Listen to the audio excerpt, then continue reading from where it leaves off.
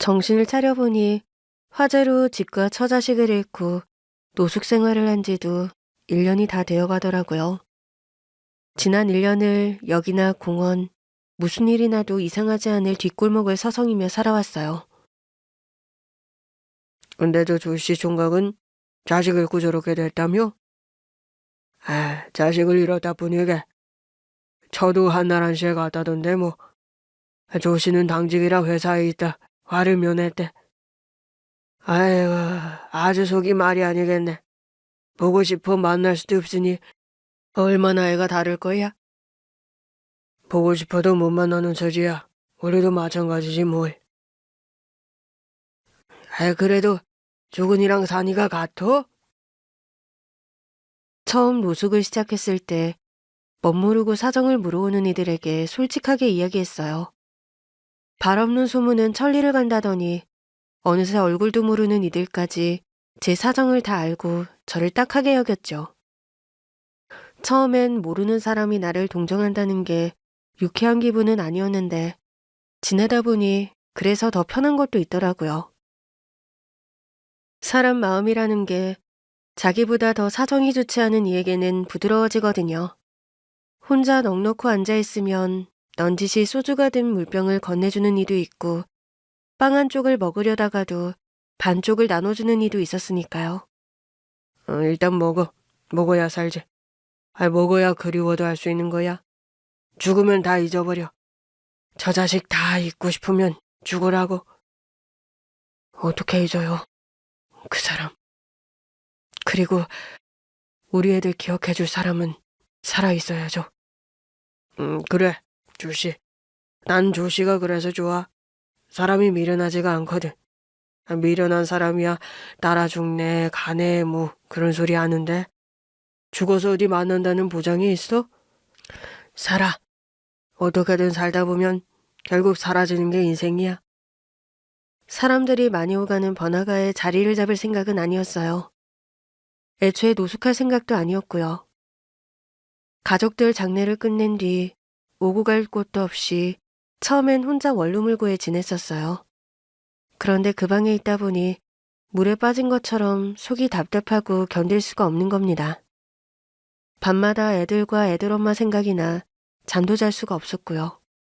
그래서 답답함에 새벽에 뛰쳐나와 집 근처 공원에서 누워 밤을 보낸 게 노숙의 시작이었죠. 공원 벤치에 누워 자다 보면 등은 좀 베겨도 잠은 좀 잘 수 있어 좋았어요. 사람들이 그걸 원하지 않아서 문제였죠. 선생님, 선생님? 예? 여기서 이러시면 어떡합니까? 여기가 자는 곳이에요? 댁이 어디세요? 아, 죄송합니다. 공원에 누워 자다 경찰서 구경도 여러 번 했죠. 제 사정을 들은 경찰관들은 딱한 표정을 지으며 별말을 못하더라고요. 겨우 그래도 그러지 마세요 하고 달래듯 이야기하는 게 전부였죠. 그렇게 신고를 피해 사람들의 불편한 시선을 피해 여기저기 옮겨다니다 보니 역에도 오고 뒷골목도 가보고 그렇게 된 거예요. 화재나 애들 엄마 앞으로 된 보험금으로 가진 게 없는 신세는 아니었어요. 마음만 먹으면 방 2개 달린 집이야 언제든 들어갈 수 있었지만 그러고 싶지 않다는 게 문제라면 문제였죠. 조씨, 급식소 안 갈 거야? 지금은 생각이 없어요. 오전에 황씨 아저씨가 주신 소주를 좀 마셨더니 황씨 아저씨가 주는 술 받아먹지 말라니까 그러네. 그러다 같이 골로 가는 수가 있어. 하도 성하라 한두 잔 마신 게 전부예요. 다녀오세요. 그날도 점심도 거른 채 경비의 눈을 피해 여간을 어슬렁거리고 다니는데 구석에 웬 버려진 가방 하나를 발견하게 되었죠. 꽤 튼튼해 보이는 멀쩡한 검은색 가방이었는데 살펴보니 꽤 쓸만하더라고요. 딱 이만한 가방이 있으면 좋겠다 싶던 차라 잘됐다 싶었죠. 누가 놓고 갔다고 하기에는 안에 든 것도 없었고 지퍼도 다 열린 채 널브러져 있던지라 저는 자연스럽게 그 가방을 챙기게 되었어요. 그런데 갑자기 경찰이 제게 다가오는 겁니다. 선생님, 그 가방 선생님 겁니까? 에? 아니요. 여기 있던 거 주웠는데요. 저희랑 같이 서로 가주시죠. 예? 왜요? 저 여기에 있는 거 방금 주웠어요, 방금. 그러니까 일단 서로 가서 이야기하자고요. 도난 신고가 된 가방이에요. 근데 이걸 딱 선생님이 가지고 계셨으니 저희도 조사는 해봐야죠. 아이, 진짜예요. 제가 가져간 게 아니라 여기 있던 거 방금 그냥 들었을 뿐이에요. 전 누가 버린 건 줄 알았단 말이에요. 이렇게 멀쩡한 가방을 누가 버립니까? 그리고 짐도 있었을 텐데. 짐이요? 아니요. 이거 보세요.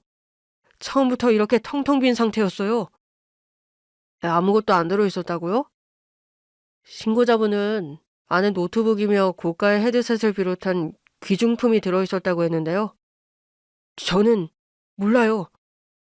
이래서 남의 물건에는 함부로 손대지 말라고 하나 봅니다. 가방 하나 잘못 주웠다가 도둑 누명을 쓰게 되었으니까요. 결국 경찰에 붙들려 가까운 서로 가게 되었죠. 역 근처 지구대 경찰이랑은 친하게 지내지 말라고 각별히 조심하라던 분들의 말에 그동안 요리조리 잘 피해 다녔는데 결국 역 근처 지구대 구경까지 하게 된 거예요. 조용태 씨, 거주지가 없다는 말씀이시네요? 예. 그럼 주로 역에서 지내시는 겁니까? 역도 가고 저기 노래방 뒷골목에도 가고 그냥 그럽니다.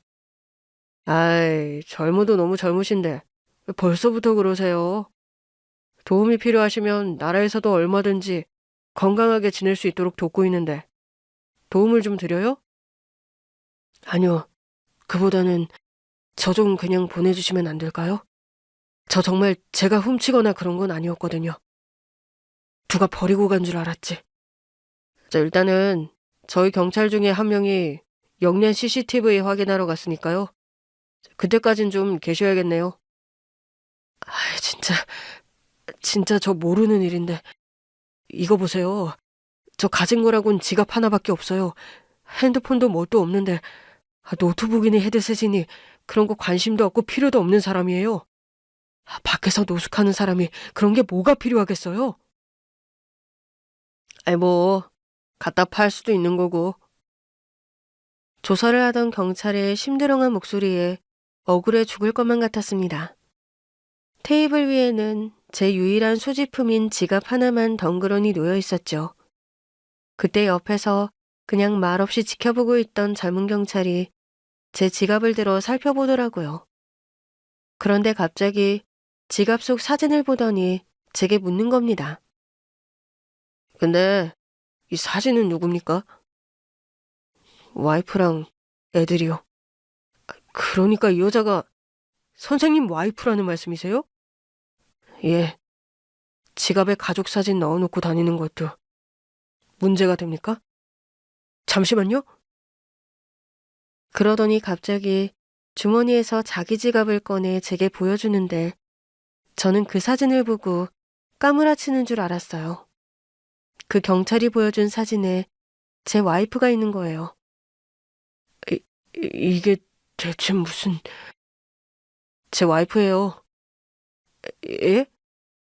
경찰관님 와이프라고요? 하지만...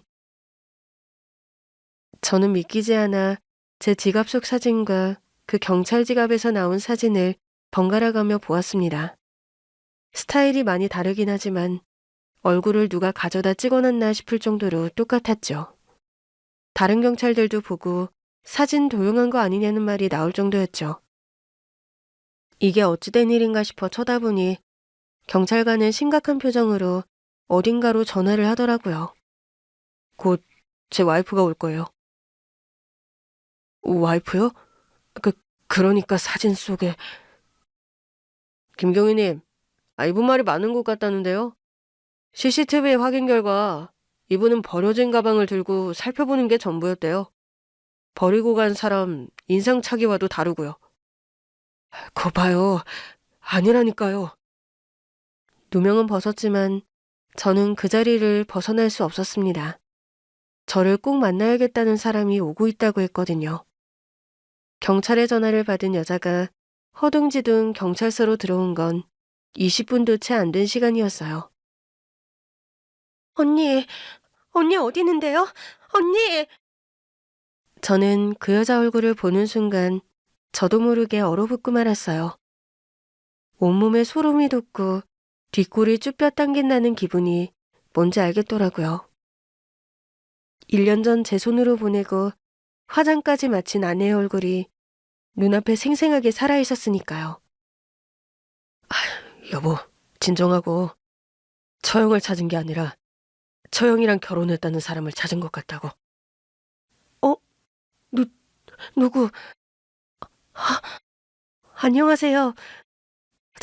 저희 언니랑 결혼하신 분이라고요? 아, 저기 그게 사진 보고 우연히 알았어. 알아보겠어?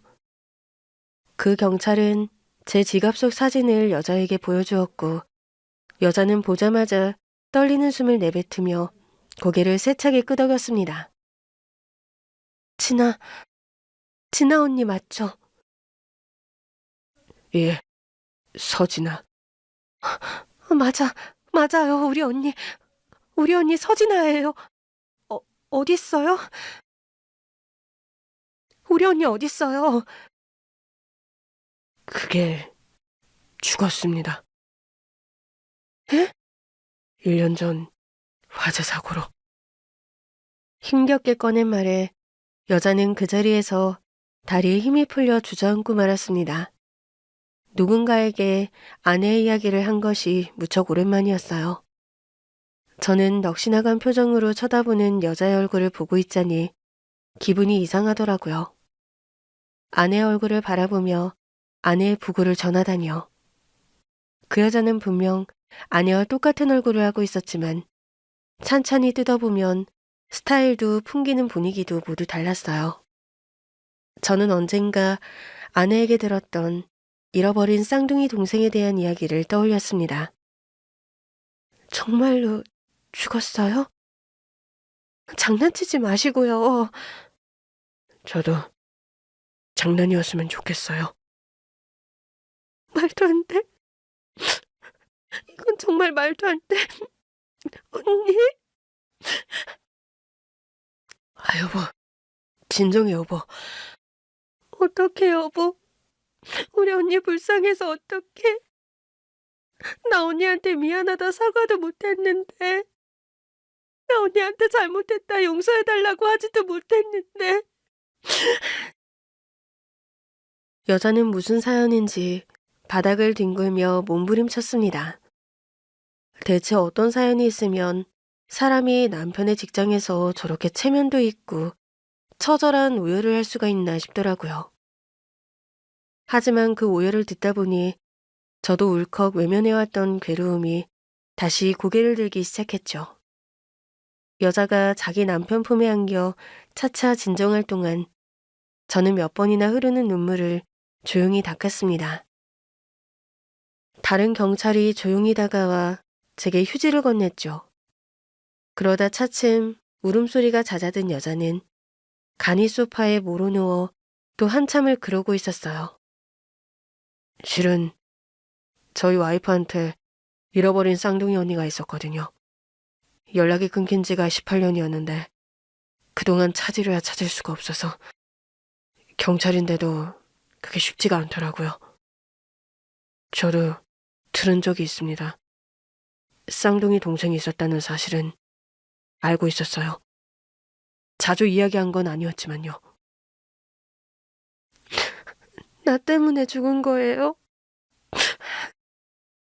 그때 넋을 놓고 있던 여자가 중얼거리듯 그렇게 입을 열었어요. 그 여자는 허공을 바라보며 이야기를 시작했죠. 우리는 세상에 둘도 없는 친구였어요. 쌍둥이로 태어난 게 세상에서 제일 가는 축복이라고 생각하며 살았거든요. 보면 부모도 헷갈릴 만큼 얼굴에 있는 점위치까지 똑같아서 다들 신기해했어요. 세상에 진아 진이는 누가 누군지 알아보기도 너무 힘들다. 그러게 말이야. 쌍둥이라고 해서 다 똑같은 것도 아니라던데. 얘들은 앞만 봐도 구분이 안 돼. 솔직히 세영 씨도 좀 헷갈리긴 하지? 아, 왜 아니겠어요. 내 자식인데 아무리 봐도 누가 누군지 몰라. 그래서 어렸을 땐 꼭 옷을 다르게 입혀 키웠는데 좀 자라다 보니까 같은 옷 입겠다고 성화라 저렇게 입혀놓으면 나도 몰라요. 아유, 쌍둥이라고 해도 성격이나 성향이 다르기도 하다던데. 진아진이는 놀고 있는 거 보면 영락없이 판박이야. 아, 그래도 진아가 언니라고 성격이 살짝 진중한 면이 있긴 한데 그거야 문제가 터졌을 때 일이지. 저렇게 노는 거 보면 똑같다고 봐야지. 우리는 어른들이 우리를 두고 혼란스러워하는 게 재밌었어요. 나이는 어린데 그게 어른들을 이겨먹는 방법인 것 같았거든요. 유치원에서도 학교에서도 친구가 따로 필요 없다고 생각할 정도로 붙어 다녔고요. 그래서 엄마는 걱정을 하셨지만요. 진아야, 진이야. 너희 선생님이 그러던데 너무 둘이 붙어 지낸다던데. 다른 친구들이랑도 좀 어울리고 그래야지. 다른 애들이랑도 노는데? 근데 맨날 너희들만 짝지어 놓으니까 애들이 별로 안 좋아한다면서? 선생님이 걱정 많이 하시던데? 그러거나 말거나 우린 별 상관없어. 애들이 안 놀아줘도 우리끼리 놀면 되는데 뭐. 아, 좋은 건지 나쁜 건지. 나도 모르겠다. 학교 다닐 때 쌍둥이라서 가장 좋은 점은 친구가 없어도 누구의 눈치를 볼 필요가 없다는 거였어요. 어딜 가든 제 편이 있었고 어떤 상황에서도 주눅들 필요가 없었죠. 우리도 참 지독했던 게 공부를 열심히 한 이유도 같은 점수를 받고 싶어서였어요. 나란히 빵점을 맞기엔 자존심이 상하니 차라리 둘 다 100점을 맞자며 애를 썼죠. 물론 언니가 더 잘 나올 때도 있었고 제가 더 잘 나올 때도 있는 등 같은 점수를 맞는 건 생각보다 힘든 일이었지만 그만큼 저희는 뭐든 똑같이 하려고 했던 거예요. 좋아서 그렇게 다닌 것도 있지만 우리가 그렇게 서로를 의지했던 이유가 따로 있기는 했어요. 바로 부모님의 불화 때문이었죠. 당신 지금 시간이 몇 시야? 왜 이래 또? 7시잖아. 7시. 7시면 초저녁인데 무슨 사람을 한밤중에 들어온 것 마냥? 미리 와서 저녁 준비도 좀 하고 애들도 좀 봐주고 그래야 하는 거 아니야? 난 놀아? 어? 난 노냐고? 당신만 이래? 나도 일하는 사람이야. 왜 이래? 놀라고 했잖아. 굳이 왜 밖으로 나돌아? 애엄마가 밖으로 나돌아 돈 번다고 하면 좋게 봐줄 사람이 어디 있어? 그러거나 말거나 내 인생은 내 쪼대로 사는 겁니다, 서승재 씨. 내가 그렇다고 뭐 엄마 역할을 안 해? 아내 역할을 안 해? 그 바쁜 와중에도 반찬도 죄다 만들어 넣어놨고 냄비에 찌개까지 넣어놨으니 그대로 꺼내 데워 먹고 꺼내 먹기만 하면 되는 것을. 당신은 꼭 그렇게 못마땅하단 티를 내야 직성이 풀리지? 쫌생이. 이런 쫌생이도 없지. 뭐야? 당신 지금 말 다 했어? 하나부터 열까지 다 똑같았던 나와 언니와 달리 부모님은 하나부터 열까지 맞는 게 하나도 없는 사람들이었어요. 대체 어떻게 결혼해서 애를 낳았을까 싶을 정도였죠. 보통 싸움은 아빠로부터 시작되곤 했어요. 아빠는 집안이라고 내조자라는 전형적인 아내의 모습을 원했지만 엄마는 그 시대에 흔치 않게 대학까지 나온 잘 나가는 신세대 여성이었거든요. 당시 아빠 못지않게 돈을 벌고 있었는데 엄마는 나아가서 자기 이름을 내세운 사업을 하는 게 꿈인 사람이었죠. 너 일 그만둘 생각 없냐? 왜요, 어머니? 애들도 보고 승재 저거 자꾸 마음이 겉도는 게 보여서 그래. 제가 능력 있어 돈 잘 벌어오는데 왜 저렇게 불만인지 모르겠어요. 돈을 벌어도 남자가 벌어야 맞고 여자가 집을 비우면 결국 집에도 문제가 생기기 마련이잖냐. 나는 네가 일 그만두고 집에 좀 들어앉아 있으면 좋겠다. 어머니, 저는 집에 들어앉으면 좀이 쑤시는 사람이에요. 어머님이야 집안에서 집안이라는 게 적성에 맞아 괜찮으시겠지만 저는 아주 답답하고 숨이 막혀 못 살겠다니까요. 세상에, 응? 살림이 적성에 맞아 하는 사람이 어딨냐? 해야 하니까 하는 거지. 저요, 그렇다고 살림 안 하는 사람도 아니에요. 맞벌이 하면서도 꼬박꼬박 애들 아빠 입맛에 맞는 반찬도 만들어 놓고 애들 학교 준비물까지 직접 다 챙겨가면서 몸이 10개라도 모자라게 바쁘게 산다고요. 솔직히요, 가끔 저 사기 결혼 당했나 싶어 억울할 때도 있어요. 뭐? 사기 결혼? 애들 아빠 처음에 저 꼬실 때 커리어우먼 같아 멋있다고 꼬신 거예요. 그러면 결혼 후에도 커리어우먼으로 살 거라는 예상 했어야 하는 거 아닌가요? 자기 눈에 적당히 멋지게 보이다가 또 자기 입맛에 맞는 아내 역할 하라고 결혼한 거 아니잖아요. 저는요, 우리 딸들 생각해서라도 하고 싶은 거 다 하고 살 거예요. 여기서 승재 아빠 뜻대로 집에 들어가면 애들이 보고 어떻게 자라겠어요? 아, 나는 공부를 쎄가 빠지게 해봤자 결국 집에서 밥이나 푸겠구나 하지? 뭐야? 너 시어미 앞에서 정말 할 말 못할 말 구분도 못하는구나. 할 말은 하고 살아야죠. 병나요? 그래, 너 잘났다. 아주 이 시대의 신세대 여성 납시였어. 아빠도 아빠지만 할머니가 한마디를 하면 열마디를 하며 한마디도 지지 않는 엄마 때문에 고부 갈등도 심했어요. 아빠는 아빠대로 고분고분한 며느리가 되지 못한다고 불만도 많았고요.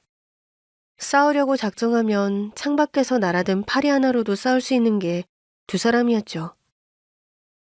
하지만 부모님이 그렇게 다투는 모습을 보여도 우리는 함께라서 괜찮았어요. 언니가 저에게, 제가 언니에게 그렇게 위로가 되어 주었거든요. 기쁨은 나누면 2배가 되고 슬픔은 나누면 반으로 줄어든다고 하잖아요. 저는 그게 어떤 말인지 정말 잘 알았어요. 우리는 항상 그랬으니까요. 부모님이 어떻게 싸우든지 간에 우리는 서로만 존재하면 되었기에 문제가 되지 않았죠. 그러던 어느 날이었어요. 결국 두 분의 갈등이 극에 달해 되돌릴 수 없는 지경에 이르게 되었거든요. 그 남자 누구야? 그냥 동창이야. 내 고등학교 때 동창, 김경씨. 당신 제정신이야? 어디 유부녀가 외가 남자 차를 타고 집에 들어와? 나만 탔어? 나만 탔냐고. 그 차에 타고 있던 여자애들이 둘은 더 있었어. 동창회 끝나고 신사답게 근처 사는 애들 태워준다는데 그럼 마다해? 내외해? 해야지, 애엄마가. 뭐가 찔려서 내외를 해? 그냥 차 태워주는 건데. 내가 바람이라도 피웠어? 내가 걔랑 뭐 손이라도 잡았대? 하다못해 내릴 때 문을 열어줬어? 뭘 했어? 그냥 집 앞에 세워주니까 내 손으로 문 열고 내려서 고맙다 인사한 게 전부잖아. 왜 조수석에 탔는데? 왜 다른 여자들 뒤에 탈 때 당신이 조수석에 타느냐고? 내가 다른 여자 조수석에 태워다니면 좋겠어? 아, 미치겠네 진짜. 말이 아다르고 어다르다고. 지금 이 상황이랑 그 말이 맞다고 생각해? 다른 게 뭔데? 다른 게 뭐냐고? 그만해. 당신이랑 도저히 말이 안 통해 대화를 못하겠으니까. 왜 못해? 못 질리는 거라도 있나 보지? 아, 진짜. 아, 피를 말려 죽일 셈이야? 당신 이거 의처증이야. 알아? 뭐? 의처증? 기가 막혀서 지가 한 행동은 돌아보지도 않고. 뭐? 의처증? 의처증이 뭔 줄이나 알아? 내가 의처증이면 당신이 동창회 같은 데 나갈 수나 있었을 것 같아?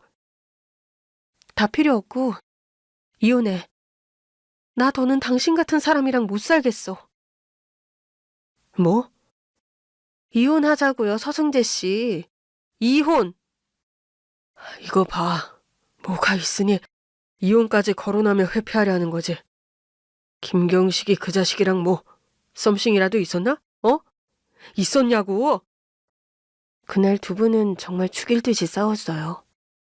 평소엔 그러거나 말거나 방에 들어가서 손 꼭 잡고 잠들던 저희도 뭔가 잘못돼도 한참 잘못됐구나라는 걸 느낄 수 있을 만큼 심하게 다퉜죠. 엄마는 이혼을 그냥 꺼낸 말이 아니었어요. 다음날 바로 이혼 서류를 들고 왔으니까요. 자존심 문제였는지 아빠도 결국 이혼에 응했고 그건 우리에게 비극이 되었습니다. 양육권 포기하지 않겠다고 했으니 긴 말 필요 없고 진아는 내가 데려갈 테니 당신이 진이 데려가. 그러면 양육권은 해결되는 거잖아. 허구한 날 밖에 나돌아다니면서 진아는 데려가시겠다? 이참에 애들 나한테 다 맡기고 당신 하고 싶은 일 실컷 하지? 누가 할 소리를 하는지 모르겠네. 일하면서 애들 키운 거 나야. 당신 뭐 일하면서 애들 준비물 한번 챙긴 적 있어? 나중에 가서 우는 소리하고 진이 보내지 말고 그냥 얘 둘 다 나한테 맡겨. 우는 소리 누가 하는지는 대봐야 하는 일이고. 저희 의사는 하나도 고려하지 않고 두 분은 양육권까지 해결했죠. 우리는 헤어지고 싶지 않았어요. 그래서 두 분이 완전히 헤어지기 전에 밤낮을 붙들고 울고불고 애원했죠. 엄마, 이혼 안 하면 안 돼요? 언니랑 헤어지기 싫어요. 언니랑 같이 살고 싶단 말이에요. 아빠, 같이 살아요. 다 같이 살아요, 제발. 저 진이랑 같이 살고 싶어요. 헤어지기 싫어요. 하지만 두 분의 결심은 확고했어요.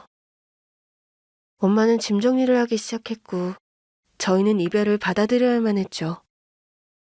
그게 우리가 초등학교 5학년 때의 일이었어요. 그나마 다행이었던 건 두 분이 그래도 저희 슬픔을 어느 정도 이해해 주셨다는 거예요. 엄마와 언니가 함께 살 집을 구해 나갔는데 원래 살던 동네의 다른 아파트였거든요.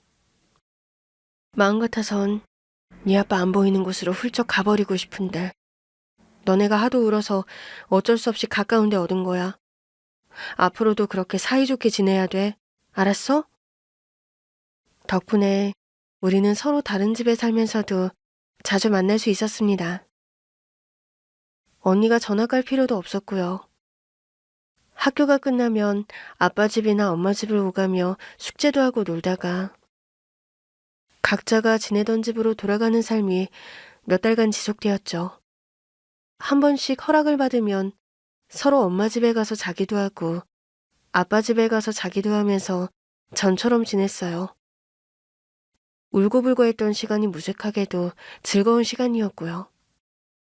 우리는 꽤 다양한 놀이를 하며 시간을 보냈는데 그중 우리가 가장 좋아했던 놀이는 바꿔치기 놀이였습니다. 옷차림새도 목소리도 얼굴도 다 같은 우리가 작정하고 속이면 부모님도 속아 넘어갔어요. 엄마한테는 가끔 들키는 일도 있었지만 아빠는 백발백중이었거든요. 그게 뭐라고 우리만의 쏠쏠한 즐거움이 되어 제가 언니인 척, 언니는 동생인 척 그런 놀이를 했죠. 우리 두 사람의 운명을 바꿔버렸던 그날도 그 바꿔치기 놀이를 한 날이었어요. 언니, 오늘 바꿔치기 할래? 오늘? 글쎄, 오늘은 그냥 엄마 집에 가고 싶은데. 하자. 나 오늘은 진짜 엄마 속일 수 있을 것 같단 말이야. 지난번에 엄마가 알아봐서 얼마나 연습했는데. 그래? 그래, 그럼. 내가 아빠 집으로 갈 테니까 오늘은 네가 엄마 집으로 가. 예? 내가 내일 엄마 표정이 어땠는지 이야기해줄게. 아니, 흉내내줄게. 알았어. 그럼 가서 나 국어 숙제 좀 해야 해서 학교에서 보자. 아직 못했어. 그때 저는 그저 엄마 속여먹을 생각만으로도 신이 나 있었어요. 그렇게 아빠 집에서 지내던 저는 엄마 집으로 가게 됐죠. 진아 왔니? 진아야, 오늘 너 좋아하는 순두부찌개 끓였는데 간 좀 봐봐. 엄마가 아까 정신이 없어서 간을 제대로 했는지 모르겠다. 알았어. 역시 엄마는 저를 언니라고 의심하지 않고 대했습니다. 몇 번 놀려주다가 제가 사실은 진아가 아니라 진이라는 사실을 밝힐 참이었어요. 그런데 언니가 못했던 그 국어 숙제를 하다가 까무룩 잠이 들고 만 것이죠. 엄마는 매일 아침 인사를 할 시간도 없이 바쁘게 집을 나섰기에 저는 언니 책가방을 들고 혼자 학교로 간 겁니다. 그런데 언니가 학교에 안 왔더라고요. 저는 그제야 집에 가서 엄마에게 제가 누군지 밝히며 언니의 소식을 전했죠. 엄마, 나 실은 진인데. 뭐? 또야? 언제부터 진인데? 어제. 근데 엄마, 언니가 학교에 안 왔어. 학교를? 담임 선생님은 뭐 말씀 없으시고? 없었어. 아빠한테 연락 좀 해보면 안 돼? 아까 해봤는데 안 받아. 알았어. 엄마가 알아볼게. 저는 엄마가 어떻게 된 영문인지 알아보는 동안 초조하게 방에서 기다리고 있었어요. 그런데 안방에서 다소 언성이 높아지는가 싶더니 엄마가 머리를 싸매며 나오는 거예요. 왜? 무슨 일 있대? 진짜 너희 아빠는? 왜? 엄마 무슨 일인데? 아빠 지방으로 이사 갔대. 이사? 갑자기 왜? 회사 잘려서 새로운 일자리 준다는 곳으로 갔나 봐. 진아도 같이 갔고. 아니 뭐 그런 걸 말도 안 하고. 하여튼 너네 아빠 그 쥐뿔도 없는 자존심은 알아줘야 돼. 알고 보니 아빠 회사는 IMF로 직격탄을 맞아 망해버렸고 아빠도 하루아침에 실직자가 되어버린 것이었죠. 당장 생계가 힘든 와중에 엄마한테 아쉬운 소리 하고 싶지 않다고 언니는 그대로 데려가 버린 거예요. 제가 엄마한테 진이란 것을 밝혔듯 그때쯤 아빠도 자기가 데려간 게 둘째가 아닌 첫째인 언니라는 걸 알았을 테고요. 내가 갔어야 했는데. 울긴 왜 울어. 방에 들어가 있어. 엄마, 거기 내가 갔어야 하는 거잖아. 그래서 뭐? 너가 가면 어떻고 지나가 가면 어때? 너나 너네 언니나 엄마 아빠한테는 자식인데. 속 시끄러우니까 일단 들어가 있어. 언니한테 연락이 오면 바꿔줄게. 저는 너무 속상했어요. 갑작스럽게 살던 곳을 떠나야 했던 건 전데 언니가 가게 됐으니 얼마나 놀랐겠나요? 곧 연락을 주겠다는 아빠에게서 연락이 온 건 그로부터 무려 한 달이 지난 뒤였고 저는 한 달 만에 언니와 울면서 통화를 할 수 있었어요. 언니도 저도 태어나 처음 있는 일이었죠. 우리는 한시도 떨어지지 않았던 쌍둥이니까요. 언니, 진이야. 언니 괜찮아? 잘 지내는 거야? 나는 잘 지내고 있었어. 많이 놀랐지? 미안해. 너한테 연락하고 싶었는데 아빠가 허락을 안 해서. 대신 우리 자주 가던 놀이터 비밀 장소에 편지 숨기고 왔었는데 못 봤어? 못 봤어. 많이 걱정했겠네. 나 걱정하지 마. 여기 바닷가 근처라 바다도 실컷 보고 좋아. 거기 내가 갔어야 하는 곳인데 괜히 내가 바꿔치기 놀이 하자고 해서 나 대신 언니가 전학 가고. 그게 뭐 어때서. 누구 대신 그런 거 없어. 그냥 내가 가게 된 것뿐이지. 아빠가 방학 되면 너 여기로 불러도 좋다고 했으니까 그때 우리 만날 수 있어. 그러니까 기다려. 알았지? 언니. 떨어져 있으면 전화라도 좀 자주 하게 해줬으면 좋았을 텐데 기회가 많진 않았어요. 뒤늦게 언니가 말한 놀이터 비밀 장소에 가봤더니 하트로 잡은 색종이가 있더라고요. 그 사이 비가 온 적이 있어 글씨가 다 번졌는데 그래도 언니 글씨를 알아볼 수 있었습니다. 진이야, 걱정하지 마. 가서 연락할게. 울지 마. 언니가. 그 편지를 붙들고 며칠을 울다 잤는지 몰라요. 방학이 되자 아빠는 약속대로 언니와 함께 지낼 수 있도록 해주었죠. 갔다가 돌아오지 않을지도 모른다며 언니가 서울에 오는 건 절대 반대했지만요. 아, 진짜 이게 무슨 짓인지 모르겠네. 진이야, 잘 갔다 올 수 있지? 그럼, 엄마 나 이제 6학년이야. 다 컸다고. 버스 같은 건 혼자 탈 수 있어. 그렇게 애 같은 얼굴을 하면서 그런 이야기를 하면 엄마가 잘도 안심이 되겠다. 자, 아저씨, 우리 애 잘 좀 부탁드릴게요. 터미널에 애 아빠가 마중 나와 있을 거예요. 아, 예, 걱정 마세요. 그렇게 처음으로 혼자 버스를 타게 됐는데 저는 두려움보다 설렘이 더 컸어요. 3달을 보지 못했던 언니를 보러 갈 수 있게 된 것이니까요. 그 설렘 때문에 버스에서 잠 한숨도 자지 못했어요. 버스가 터미널에 도착하자마자 멀리 내다보이는 아빠와 언니의 모습에 엉덩이가 절로 들썩거리는 게 느껴졌죠. 진이야, 언니! 우리는 누가 먼저랄 것도 없이 서로 얼싸안고 엉엉 눈물을 쏟았습니다. 그동안 마음속에 담아두었던 그리움과 보고 싶은 마음을 다 보여줄 기세로 울었죠. 그리고 아빠가 얻었다는 집에 가게 되었는데 내색은 못했지만 큰 충격을 받았습니다. 아빠 집은 작은 마당이 있는 낡은 시골집이었어요. 방도 2개밖에 없고 거실이란 개념이 없는 데다가 화장실도 밖에 있는 집이었죠. 아빠는 그곳에서 매일 아침 경매장에도 나가고 배도 타며 일을 한다고 했어요. 제가 충격받은 것을 아는지 모르는지 언니는 웃으며 그러더라고요. 여기 와서 평생 먹는 생선은 다 먹어보는 것 같아.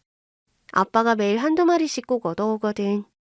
처음엔 굽는 게 그렇게 힘들더니 몇 번 해보니까 나 완전 고수된 거 있지?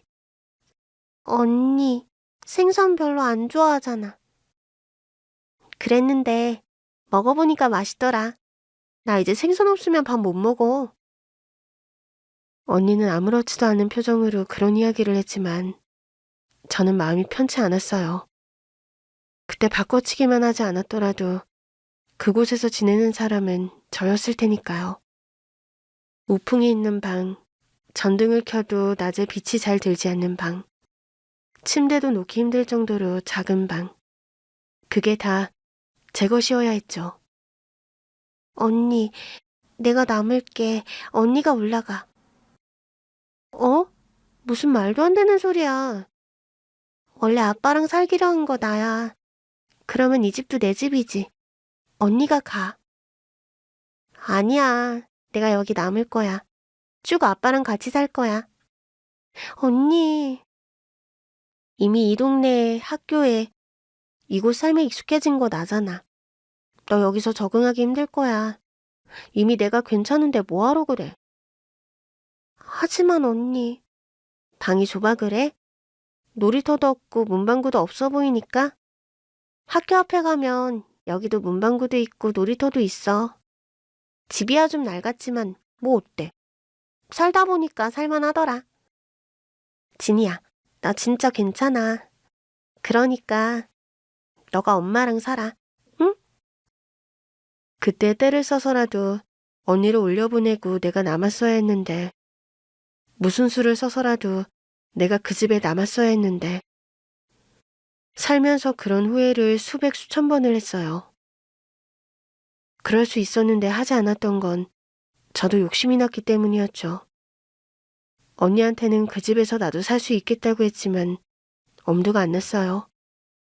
능력 있는 엄마 덕에 엄마 집에선 모든 게 다 새 거고 편리한 거 투성이인데 그걸 다 포기한다는 게 쉽지 않았으니까요. 어쩌면 그때 그 욕심이 문제였을지도 모릅니다. 그 바닷가 마을에서 며칠을 보낸 후 저는 오랫동안 죄책감에 시달려야 했어요. 시간이 흐르면 흐를수록 제가 언니 인생을 빼앗았다는 생각이 들었으니까요. 진이야, 너 수학 점수가 좀 안 나오는 것 같던데. 그래서 수학학원 하나 더 등록했거든? 오늘부터 나가면 돼. 엄마, 그럴 돈이면 언니한테나 보내주지. 네 아빠가 엄마 돈 받니? 안 그래도 거기서 학원이나 제대로 다니나 싶어서 진학 교육비라도 내가 내겠다니까 아주 어찌나 성질을 부리던지. 아우 진짜 내가 속상해서. 제때제때 필요한 교육을 받고 자란 저와는 달리 언니에게 사교육은 쉽게 허락되지 않았죠. 그래도 중학생이 되면서부터는 아빠가 언니를 종종 서울에 보내주기도 해서 잠시지만 방학 때는 같이 학원에 다니곤 했어요. 하지만 방학이 끝나면 어김없이 언니는 돌아갔죠. 진아야, 그러지 말고 아빠한테 엄마 집에서 살겠다고 해. 너 머리도 컸는데 그렇게 우기면 아빠가 별 수 있겠어? 그래 언니, 가지 말고 같이 살자, 응? 아니야, 가야지. 내가 안 가면 아빠 혼잔데 어떻게 그래. 아휴, 어떻게 내 속에서 너 같은 게 나왔는지 모르겠다. 지금 네가 네 아빠 신경 쓸 때야? 너 곧 있으면 대학 입시 시작돼. 언제까지 그 시골에 있을 거야? 아빠가 대학 보내줄 테니까 걱정 말랬어. 그러니까 엄마도 내 걱정하지 마. 나는 그냥 아빠가 혼자 외롭게 있는 게 싫어서 그래. 아빠도 많이 변했어. 드라마 보다가 울기도 하고 나한테 우리 딸 하고 잘해줘. 나이가 들긴 들었나 보네. 천하의 서승재가 드라마를 다 보고 울다니. 힘든 일 있거나 도움 필요한 일 있으면 엄마한테 이야기해. 이거 가져가서 필요할 때 꼭 쓰고. 매번 너무 큰 돈 주는 거 아니야? 용돈을 100만 원씩 받는 애가 어딨어. 나 완전 부자네. 가져가. 그래야 엄마 마음이 편해서 그래. 엄마는 언니가 한 번 올 때마다 중학생이 가지기 어려울 만큼 큰 돈을 쥐어 보냈죠. 그게 어떻게 언니 용돈으로 쓰였겠어요. 벌이가 시원찮은 아빠가 못 믿어워준 생활비였죠. 언젠가 엄마가 그러더라고요. 그렇게 돈 받아올 거 알아서 언니 보내는 걸 거라고요. 자존심에 대놓고 돈 받기 힘드니 그렇게라도 도움받고 싶었던 거 아니겠냐고요. 아닌 게 아니라 언니는 그렇게 받아간 돈으로 집세도 내고 공과금도 내고 그런 모양이었어요. 저는 그 돈으로 학원비나 썼으면 싶은데 언니한테는 그럴 여유가 없었던 거죠. 그때는 몰랐습니다. 언니와 제 삶에 격차가 생기고 있다는 사실을요. 하나부터 10까지 맞았던 쌍둥이가 하나에서 8, 하나에서 6, 그렇게 안 맞는 구석도 생기고 있다는 사실을 너무 늦게 알았던 거죠. 그렇게 수능을 보게 됐고 저는 서울에 있는 대학을 가게 된 반면 언니는 대학을 포기하고 취업을 선택했어요. 진아야, 너 대학 가. 어디든 일단 대학이면 들어가. 엄마가 보내줄 테니까. 너가 엄마가 없어 돈이 없어. 왜 남들 다 가는 대학을 안 가? 하고 싶은 공부가 없어서 그래. 엄마가 힘들게 벌어다 준 돈인데 이왕이면 진이같이 하고 싶은 공부가 확실한 게 좋지. 그냥 일하고 싶어서 그래. 그럼 너 서울로 올라와서 엄마 밑에서 일해. 내가 하나부터 10까지 다 가르쳐 줄 테니까. 그럼 아빠 혼자 남잖아. 진아야, 아빠 애 아니야. 어른이 알아서 잘 살겠지. 가끔 이렇게 서울 와서 엄마랑 진이 얼굴 보고 가는 거면 난 충분해. 오랫동안 살았던 마을 떠나는 것도 아쉽고. 내가 진짜 못 살아. 엄마 속상해 죽겠다고. 그때 엄마는 어떻게든 언니를 다시 서울로 데려오려고 했었어요. 하지만 언니는 생각보다 완강했죠. 아빠를 혼자 두기 힘들다는 게 이유였는데 솔직히 이해가 되는 건 아니었습니다. 제가 아빠와 함께한 시간이 없어서 그랬겠죠. 제가 엄마와 함께 살면서 깊은 유대감을 만든 것처럼 언니는 아빠와 살면서 많은 정을 쌓았을 테니까요. 언니가 서울에 오려고 하지 않는 것, 그건 우리에게 닥친 문제 중 가장 별거 아닌 일이었습니다. 어쩌다 한 번씩 언니와 함께 지낼 때마다 우리 사이가 정 같지 않다는 걸 느꼈거든요. 언니, 이것 봐. 잘 어울려? 요즘 이게 유행하는 스타일이잖아. 엄마는 날라리 같다고 별로라는데 난 이게 그렇게 예쁘더라. 이게 유행이래? 독특하긴 하다. 근데 너랑 잘 어울려, 진이야. 어느 순간부터 언니와 대화가 잘 통하지 않았고 그렇게 말없이 텔레비전을 보는 순간에도 저는 괜히 언니 눈치를 살피곤 했어요. 어렸을 땐 언니와 함께 있는 시간이 최고로 행복한 순간이었는데 어느 순간 내 옆에 앉은 언니를 자꾸 의식하게 되고 편하지 않다 느끼게 된 것이죠. 하나부터 열까지 맞았던 쌍둥이가 겨우 3개 정도 맞을까 말까 한 사이가 되었다는 사실이 너무나 서글프더라고요. 언니도 느꼈을 거예요. 우리 사이가 정 같지 않다는 것을. 쌍둥이일지라도 다른 환경에서 자란다는 건 별 수 없는 일이었죠. 그렇게 대면대면 지내던 어느 날이었습니다. 그때 저는 대학 마지막 학기를 앞두고 유학 준비에 여념이 없었어요. 갑자기 언니로부터 아빠가 돌아가셨다는 연락이 온 것이었죠. 부랴부랴 엄마와 함께 그 바닷가 마을에 가게 됐고 인근 병원에 마련된 장례식장에 언니가 혼자 쓸쓸히 앉아있더라고요. 언니, 진이야, 왔어? 언니를 보니 목이 메이더라고요. 떨어져 산 세월이 길다지만 저에게도 아빠였고 그간 왕래도 자주 했기에 슬펐습니다. 그래서 발인까지 언니와 함께 빈소를 지켰어요. 저는 그 3일이 지금까지도 잊히지 않아요.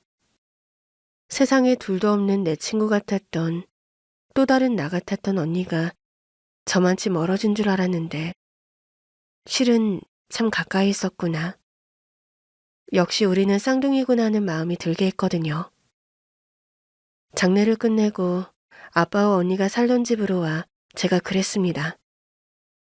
언니, 집 정리하고 서울로 올라와. 나랑 같이 유학 가자. 유학? 더 하고 싶은 공부가 있어.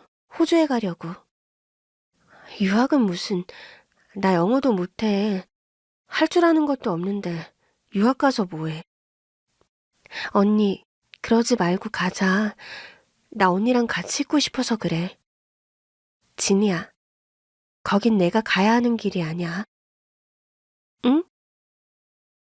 어렸을 땐 우린 쌍둥이니까 뭐든지 같이 하고 같은 방향으로 가야 한다고 생각했는데 자라면서 보니 꼭 그렇지만은 않은 것 같더라. 너는 네 방향대로 가. 나는 내 방향대로 갈 테니까.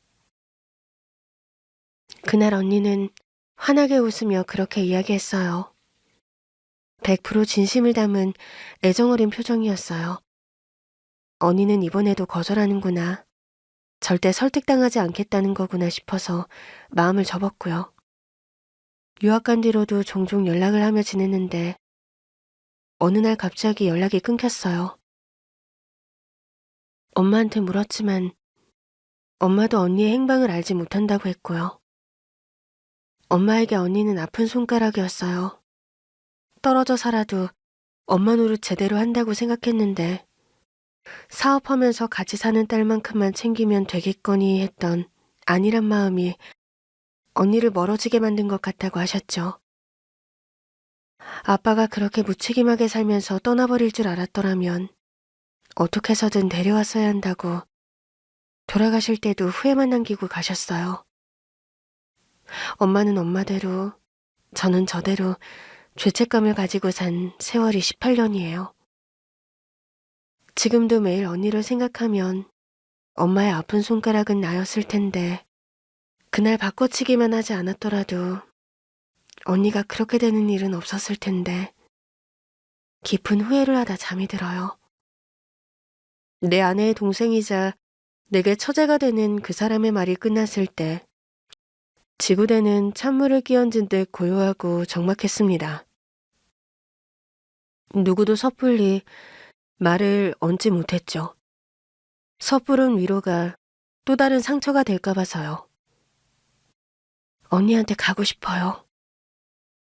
오랜 이야기를 하는 동안 진정이 된 처제가 저를 바라보며 비교적 덤덤하게 그렇게 이야기하더라고요. 그래서 저는 아내와 아이들이 잠들어 있는 납골당으로 처제를 안내했죠. 그곳에 가는 동안 처제는 아내가 어떻게 살았는지 물었어요. 언제 결혼한 거예요? 결혼은 12년 전에 했어요. 아이는 둘이었어요? 아들, 딸? 네. 아들 하나, 딸 하나였어요. 힘들어하는 건 없었어요? 수영은 잘 못했는데 바닷가 살면서도 수영은 겁이나 못하겠다고 했었거든요. 그런 게 곤란하진 않았어요? 아내에 대한 두서없는 질문이 쏟아졌고 저는 기억나는 대로 대답했죠. 그렇게 아내와 아이들이 있는 납골당에 가게 됐어요. 저도 사고 이후 한 번도 온 적이 없는 곳이었죠. 곧 기일이라 그때나 가봐야지 했던 차였습니다.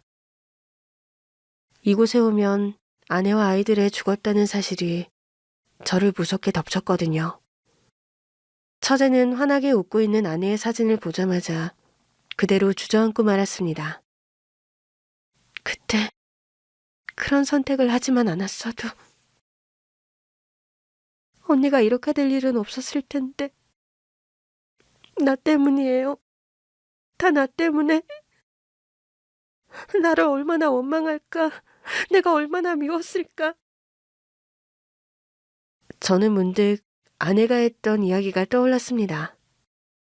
섣부른 위로는 상처가 될지도 모르지만 그 순간 처제에게 그 이야기는 꼭 해야 할 것 같았어요.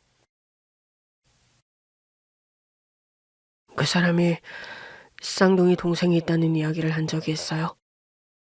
자기 가족 이야기는 잘 안 하는 편인데 제일 많이 했던 이야기가 동생 이야기였거든요. 그때 그 사람이 하는 말이 세상에서 가장 사랑했고 지금도 사랑하고 그리워하는 사람이라고 그런 말을 했어요. 네? 자기가 마음이 못나서 스스로 선택한 삶인데도 가끔 동생이랑 있다 보면 자기가 한없이 초라해지는 것 같았다고. 그게 싫었다는 이야기도 했었어요. 계속 그렇게 살다간 부모도 원망하고 동생도 미워하게 될까봐 무서웠다고. 그래서 발걸음을 멀리한 건데 그게 이렇게 되어버렸다고. 몇 번이고 생각나 찾아가 보고 싶었는데 왜 그렇게 용기가 안 나는지 모르겠다고. 정말요? 언니가 그랬어요? 지나가는 말로 그런 말을 종종 했어요. 그런 생각이 들다가도 만날 때마다 동생이 예쁜 새 옷 입고 나타나는 게 좋았던 걸 보면 자긴 진짜 동생을 사랑했던 것 같다고 웃으면서 그러더라고요. 그땐 그게 무슨 말인지 이해가 안 됐는데 이제는 알겠어요. 언니, 언니, 언니. 처제는 바닥에 주저앉아 몸을 웅크리며 오열했습니다. 그렇게 울고도 아직도 눈물이 남았나 싶을 정도로요. 평생 채운 그리움은 그 정도로는 절대 마를 수 없다는 듯이 말입니다. 그렇게 헤어진 뒤 저는 다시 역으로 돌아왔어요. 제가 몰랐던 아내의 어린 시절 이야기를 듣고 나니 아내 생각이 많이 나더라고요. 저는 아내가 이야기를 하면 늘 그냥 듣고만 있었어요. 한 번은 그래서 장모님은 어디 계시냐 물은 적이 있는데 자연스레 피하더라고요. 그래서 하고 싶지 않은 이야기구나 싶어 더 묻지 않았고요. 속이 깊으면서도 여린 사람인데 그렇게 제 발로 가족을 밀어내고 18년을 사는 동안 얼마나 힘들었을까. 더 빨리 알아주면 좋았을 텐데 싶어 후회도 됐죠. 그런데 다음날 처제가 나를 찾아온 거예요.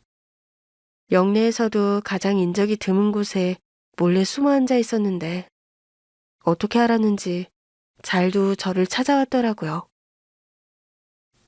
형부, 이야기 좀 해요.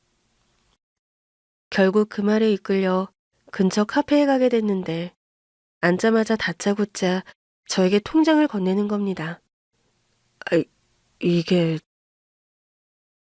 돌아가신 엄마가 남긴 유산 중에 언니 몫으로 떼어놓은 거예요. 언니 찾으면 주려고 한 푼도 안 쓰고 그대로 넣어둔 거요. 근데 이걸 왜? 언니 몫이니까. 언니가 갔으니 남은 언니 가족 몫이잖아요. 아니요. 나 이거 못 받아요. 내가 이렇게 살고 있긴 하지만 갈 곳이 없어 이러고 사는 건 아니에요. 알아요. 보험금 있다는 거요. 그건 그거고 이건 이거예요.